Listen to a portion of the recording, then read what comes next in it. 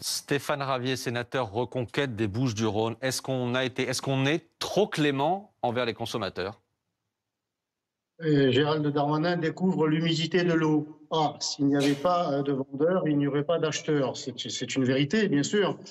Le fait est, c'est que la préfète de police des Bouches-du-Rhône vous dirait que notre département, donc les Bouches-du-Rhône, est le premier département en termes de verbalisation des consommateurs, Mhm. mais 30% seulement paient l'amende qui leur est dressée. Donc là encore, il y a un manque de volonté de l'État qui se contente d'envoyer la police pour dresser des procès-verbaux qui, je le répète, 2 fois sur 3 ne sont pas payés et il n'y a rien derrière. Et Mhm. lorsqu'il y a récidive, eh bien, c'est encore plus compliqué de leur dresser une amende, alors que moi, je serais favorable de la faire passer de 150 à 500 euros et à la deuxième récidive à plus de 1000 euros. Il faudrait croiser les fichiers et permettre, par exemple, le prélèvement à la source sur les salaires, le prélèvement sur les allocations, si la famille en perçoit. Ah, ça ne suffit pas, je viens de vous le dire. 2 fois sur 3, l'amende n'est pas payée. Et puis, elle est de 130 ou 150 euros. C'est trop peu. Et en cas de récidive, eh bien, c'est compliqué pour la police de dresser une nouvelle amende. Donc, il faut que là aussi, plutôt que de se bercer de mots et de constats désolés, comme l'a fait le ministre aujourd'hui, il faudrait qu'il m'écoute un peu.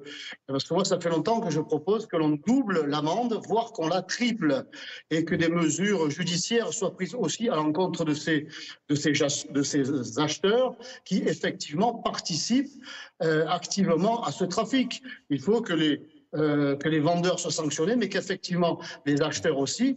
Mais des déclarations comme ça, dans un moment de grande émotion et que je partage, eh bien, ça ne suffit pas à masquer l'inaction dans ce domaine du ministre de l'Intérieur et de son homologue, le ministre des Finances et autres, qui devraient travailler ensemble, parce que le trafic de drogue ne se réglera pas avec le seul ministre de l'Intérieur. La preuve. Non, mais la répression dont vous parlez n'existe pas, permettez-moi de vous le dire.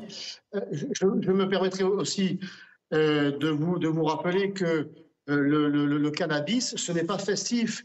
Il faudrait un jour, moi je suis content que vous m'ayez invité également des médecins. Les conséquences de consommation de cannabis sur la santé, c'est un désastre.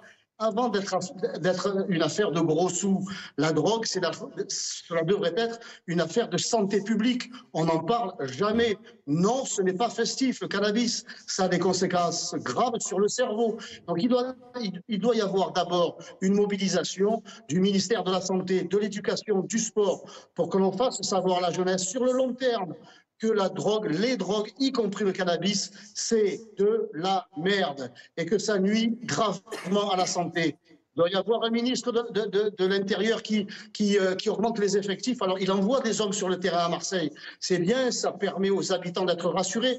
Mais le fond, c'est la police judiciaire qui doit avoir ses effectifs augmentés. C'est le ministre de l'économie qui doit augmenter le nombre de ces hommes dans les douanes. 70% des drogues saisies sont le fait des douanes. Or, leurs effectifs ne cessent de baisser depuis 20 ans. C'est le ministre de la Justice qui doit avoir les moyens pour construire des prisons. C'est le ministre à nouveau de l'Intérieur qui doit expulser les Bon, délinquants tout le monde étrangers. doit bosser, tout le monde doit se mettre autour de la table. On vous a entendu, Stéphane. On vous a entendu, Stéphane Ravier. Et permettez-moi un dernier point.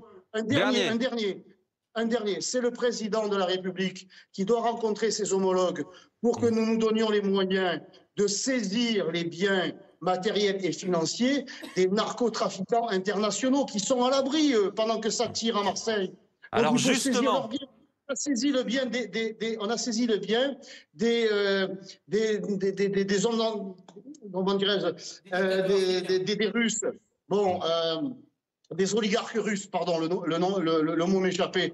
faut faire la Comme même chose avec les Rastafari. dealers et avec les grands trafiquants. C'est entendu là-dessus, mais juste, vous parliez du grand banditisme Se mettre au et travail. de ces C'est une grands guerre. trafiquants. Alors, il faut faire la guerre en mobilisant l'État dans son intégralité et pas seulement le ministre de l'Intérieur.